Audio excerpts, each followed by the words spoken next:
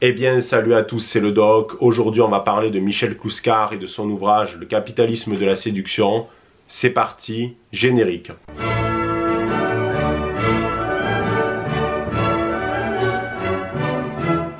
Michel Clouscar est un auteur que j'affectionne particulièrement, même si son idéologie n'est pas étroitement liée avec la mienne, qui est le conservatisme. Et j'aime ses travaux au même titre que ceux de Pier Paolo Pasolini ou Christopher Lasch que nous avons déjà abordés sur cette chaîne. Dans cette vidéo, on va analyser son ouvrage majeur, Le capitalisme de la séduction. Michel Clouscar, il a un parcours plutôt atypique. Il est né en 1928 et il n'était pas prédisposé à devenir sociologue. Pourquoi? Parce que c'était un sportif de haut niveau qui a été présélectionné pour les JO de 1948 à l'épreuve du 200 mètres. Après cette carrière dans le sport, il décide de reprendre ses études et en 1972, il obtient sa thèse à l'âge de 44 ans et devient donc sociologue. Il enseigne cette matière à l'université de Poitiers et il entretient des liens assez étroits avec le Parti communiste français. Par contre, il déteste tout ce qui représente mai 68, les enfants de mai 68 et autres gauchistes et 68ards. Il faut savoir que les travaux de Michel Clouscar ne sont pas vraiment connus de son vivant et en 2009, il meurt de la maladie de Parkinson. Alors, depuis quelque temps, on ne peut que constater que même si Michel Clouscar n'était pas très connu de son vivant, il n'en demeure pas moins que ses ouvrages ont depuis maintenant quelques années un certain écho. Et aujourd'hui, on va analyser l'un d'eux qui est Le capitalisme de la séduction. Pour Michel Clouscar, au lendemain de la Seconde Guerre mondiale, les États européens avaient besoin d'argent, ils avaient besoin de se reconstruire. Et donc les États-Unis, avec George Marshall, ancien général de l'armée américaine, va institutionnaliser le plan Marshall en 1947. Il s'agit d'aides de prêts massifs qui sont accordés aux États européens afin que ces derniers puissent se reconstruire. Le but aussi, c'est d'empêcher que les pays européens comme la France, l'Italie, etc. ne succombent au charme de l'URSS et du bloc de l'Est. Ainsi, les États-Unis vont avoir une domination d'ordre économique via le plan Marshall et pour Michel Clouscar, une domination de facto culturelle, avec l'arrivée sur les marchés français et italiens de produits manufacturés américains. Il est possible de citer le jean, le chewing-gum, la cigarette et le vinyle. Et pour Michel Clouscar, l'arrivée de ces produits américains sur le marché français va entraîner des profondes modifications d'ordre anthropologique. C'est également à cette époque que le gouvernement américain passe un accord avec le gouvernement français pour que dans les cinémas de notre pays, on passe des films hollywoodiens en échange d'un effacement de la dette française. Ainsi, les Français baignent dans un univers de plus en plus américanisé. Ils voient des films américains, ils consomment des produits américains, et tout ça, en fait, se place dans une logique de guerre froide. Pour Michel Clouscar, c'est ce qu'on appelle le capitalisme permissif. Et ce capitalisme permissif utilise trois leviers pour asseoir son hégémonie. Tout d'abord, le ludique, c'est-à-dire que ce capitalisme permissif doit créer des super consommateurs. Et ce super consommateur doit ressembler au bébé ou à l'enfant. Que ce soit le bébé ou l'enfant, lui donne des jeux, des jouets, et l'enfant n'a pas une connaissance à la fois du prix de l'objet qu'il utilise, ni de son temps de fabrication, ni de son coût réel. Ainsi, l'enfant, eh bien, il jouit de ces objets sans avoir connaissance de tout ça. Ce qui fait qu'il y a une distance qui se crée entre le consommateur et l'ouvrier, celui qui achète le produit et celui qui le fabrique. Il va y avoir ensuite un deuxième levier de domination, qui est le libidinal, qui est de l'ordre de la pulsion, de la libido, et qui est propre à l'adolescent. Et Michel Clouscar fait un parallèle avec le flipper. Vous savez tous ce que c'est le flipper, on en retrouve souvent dans des bars. C'est un jeu où il y a beaucoup de sons, de bruit et de lumière en tout genre, et c'est le genre de jeu où tu n'arrêtes pas de remettre la pièce pour refaire une autre partie, etc. Un petit peu comme dans un casino. Et pour Michel Clouscar, c'est de l'ordre de la pulsion. On a envie de jouer avec de plus en plus de produits, toujours plus. On remet la pièce sans cesse dans la machine pour entendre les bruits, pour avoir les lumières, etc.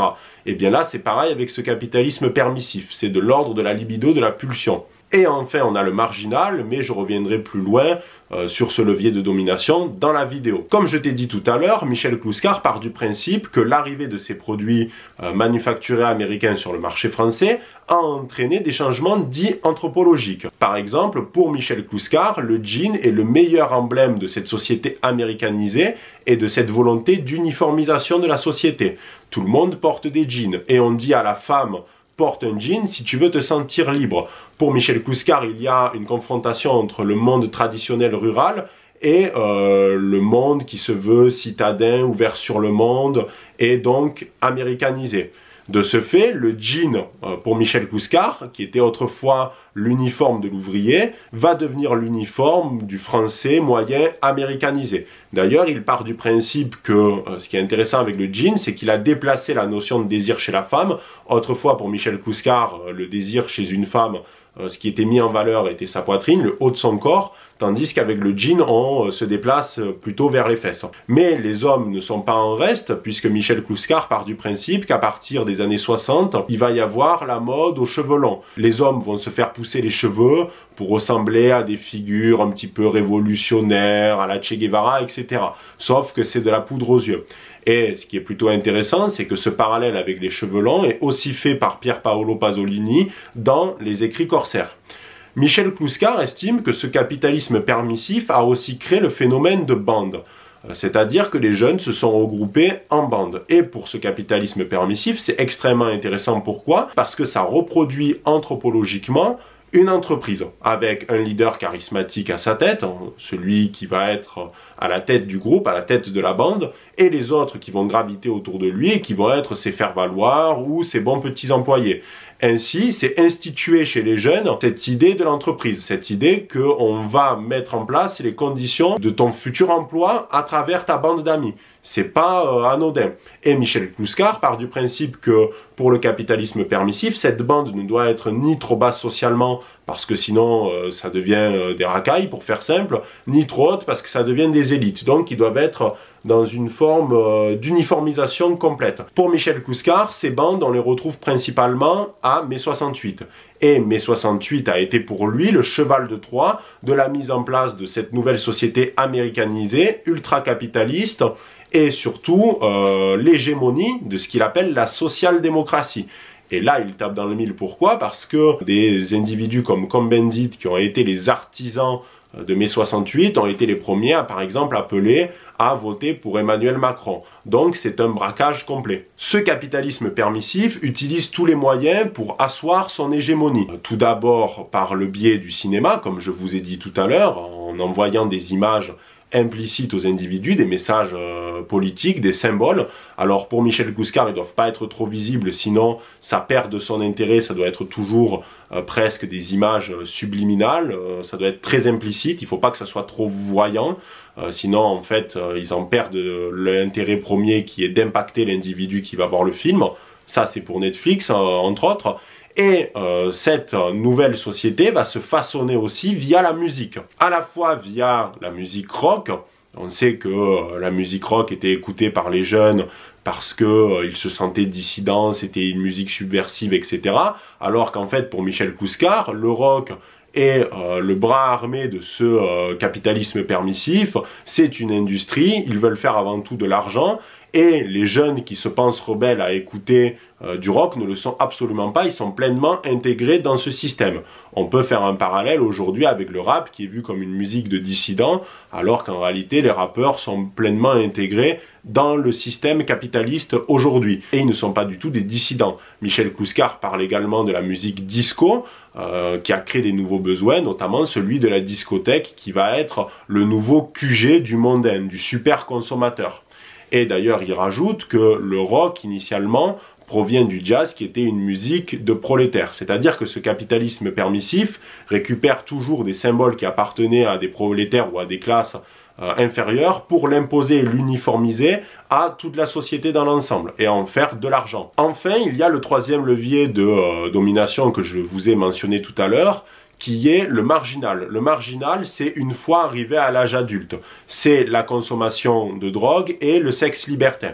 Pour Clouscar, la consommation de drogue, c'est le pur produit de la société de consommation. Pourquoi? Parce que le mondain qui va tirer sur son joint dans sa boîte de nuit, pense qu'il est rebelle contre l'État, policier, etc., que c'est un homme libre parce qu'il fume son joint, alors qu'en réalité, d'une part, le joint va abrutir son cerveau, il va rester bien dans la masse, il ne va pas se poser des questions trop complexes, et c'est très bien, ça va l'endormir, ça a un effet sédatif.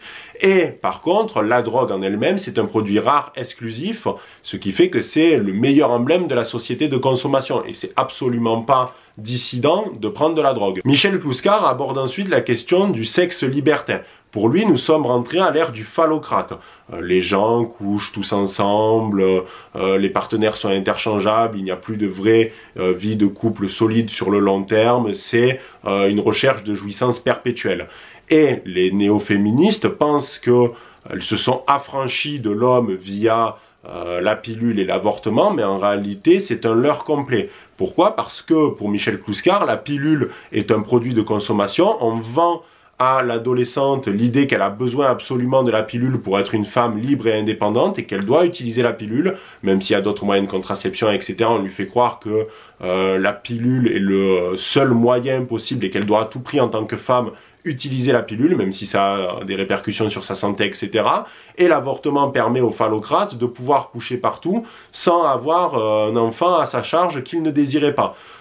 C'est-à-dire qu'en détruisant la famille, on a permis à l'individu, au mondain qui voulait coucher partout, de multiplier les partenaires sans avoir l'inquiétude de mettre une femme enceinte et de devoir s'occuper de l'enfant, du fruit de cette union, en somme. Mais Michel Clouscar part du principe que tout le monde est content. Le phallocrate est content parce qu'il couche partout, et la néo-féministe, elle se sent libre à aller à droite et à gauche, et elle en jouit, sans mauvais jeu de mots. Et pour Michel Clouscar, la guerre des sexes, c'est un leurre complet. Pourquoi? Parce que la jeune cadre dynamique de la Startup Nation, qui touche beaucoup d'argent à la défense, elle a beau être féministe et se lancer dans une guerre contre les hommes, il n'en demeure pas moins qu'elle est dans le haut du panier et qu'elle est supérieure en termes économiques à la prolétaire qui vit dans la France périphérique.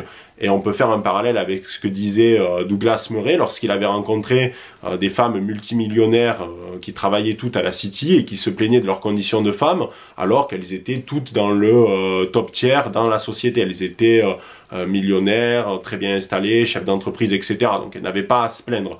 Et pourtant, elles pensaient qu'elles étaient en guerre contre le patriarcat. Pour Michel Clouscar, ce sont des conneries. Michel Clouscar part du principe qu'on est aussi rentré dans un nouveau contrat dans le cadre de la famille. C'est le suivant. Le père bourgeois, le père mondain, va dire à son fils « Si tu as ton bac, je t'offrirai ta moto ». Le fils décide donc de travailler pour avoir son bac et pouvoir jouir de sa moto. Une fois qu'il a la moto, son père va lui dire « Si tu as ton premier emploi, mon fils, je t'offre une voiture ». Et il va reproduire ce schéma. Il va travailler, avoir son premier emploi et donc obtenir sa voiture. Pour Michel Clouscar, c'est une volonté de répéter ce schéma indéfiniment en utilisant le bien de consommation, le produit manufacturé, comme une carotte. Si tu as ton bac, je t'offrirai ta moto, mon fils. Et le fils donc du mondain va jouir de cette moto, mais il ne connaît ni son prix, puisque c'est son père qui a payé, et même s'il connaissait le prix, c'est pas lui qui s'est soustrait de cet argent-là. Il ne connaît ni son coût et temps de fabrication, ce qui fait qu'il va y avoir une distance entre lui et l'ouvrier. Tandis que le fils du prolétaire, qui va lui-même se payer sa moto, eh bien, pour pas que cette dernière tombe en rade, puisqu'il ne pourra pas en racheter une autre, il va essayer de la comprendre, de la démonter, comprendre son fonctionnement, etc. Il connaît le coût de l'objet, ce qui fait qu'il y a un rapprochement entre lui et l'ouvrier. Et le but de cette nouvelle société, de ce nouveau capitalisme permissif, est justement de créer une distance avec l'ouvrier, comme je vous ai dit tout à l'heure. Pour Michel Clouscar, un autre outil de ce capitalisme permissif, c'est l'effet de mode. Le capitalisme permissif va dire « ce pantalon est à la mode, vous en avez besoin ». Les individus consommateurs, les super consommateurs, vont acheter ce dit pantalon, puisqu'il est à la mode et que leurs idoles portent eux aussi ce pantalon, et qu'ils les voient dans les films. Tout est fait via des images ou par le biais de la publicité. Les individus vont porter ce nouveau pantalon à la mode, ils vont en jouir quelque temps, mais ensuite il va y avoir un autre pantalon qui va être à la mode, qui va être de nouveau présenté par ce capitalisme permissif, Donc les consommateurs vont jeter leur ancien pantalon, acheter le nouveau, et c'est une boucle sans fin, c'est comme ça indéfiniment. Ce qui va, pour Michel Clouscar, créer aussi ce qu'on appelle du gaspillage, du fait de cette consommation à ne plus savoir qu'en faire. C'est ce qu'on appelle également en anglais la fast fashion. Désolé pour cet accent misérable. Cette domination du capitalisme permissif se retrouve aussi dans le milieu du tourisme, puisque le Club Med est l'aboutissement des vacances du mondain, avec le all inclusive, c'est-à-dire tout est disponible, il suffit de payer un forfait, tu peux manger illimité, etc. Ça comprend là encore l'idée de gaspillage, l'idée aussi de fête un petit peu caliente, si tu vois ce que je veux dire, parce que le Club Med au départ c'était aussi leur fonds de commerce, des lieux de vacances et de rencontres entre libertins, etc. Donc le capitalisme permissif est aussi présent dans le milieu touristique. Enfin, pour Michel Clouscar, cette social-démocratie qui a vu le jour, elle a fait en fait sauter les 7 péchés capitaux qui permet aux individus de ne plus avoir de boussole morale et ainsi devenir des super consommateurs, acheter tout, n'importe quoi, en grande quantité, gaspiller, recommencer la boucle éternelle. C'est ça le but, des super consommateurs qui vont acheter sans aucune restriction morale. Et ce qui est intéressant, c'est que pour Michel Clouscar, il n'y a plus de droite ni de gauche. En fait, les deux se sont rassemblés dans la social-démocratie. La gauche a récupéré pour lui tout le domaine politique, mais également culturel, tandis que la droite a récupéré l'économie et le social. Michel Clouscar ajoute que pour lui, les questions liées au climat sont des leurs, là encore. Et il rajoute aussi qu'il n'y a pas d'insécurité et qu'il n'y a pas de guerre de civilisation, qui est avant tout une guerre des classes. Ça, c'est toujours l'idée qu'on retrouve chez ces auteurs un petit peu néo-marxistes, c'est qu'en fait, il y a seulement constamment, tout est une question de lutte des classes. Et il n'y a pas d'autre lutte dans la société. Donc bien sûr, je suis pas d'accord avec cette dernière idée qu'il n'y a pas de conflit civilisationnel ou de guerre des cultures. Voilà les barons, j'espère que cette vidéo vous aura plu. C'était un auteur un petit peu différent de d'habitude, qui se situe dans le prisme plutôt à gauche, donc du champ politique, mais malgré tout, c'est des auteurs que je trouve extrêmement lucides et passionnants. N'hésite pas à aimer, commenter, à partager. On se retrouve dans quelques jours pour une nouvelle vidéo. C'était le Doc, ciao les barons.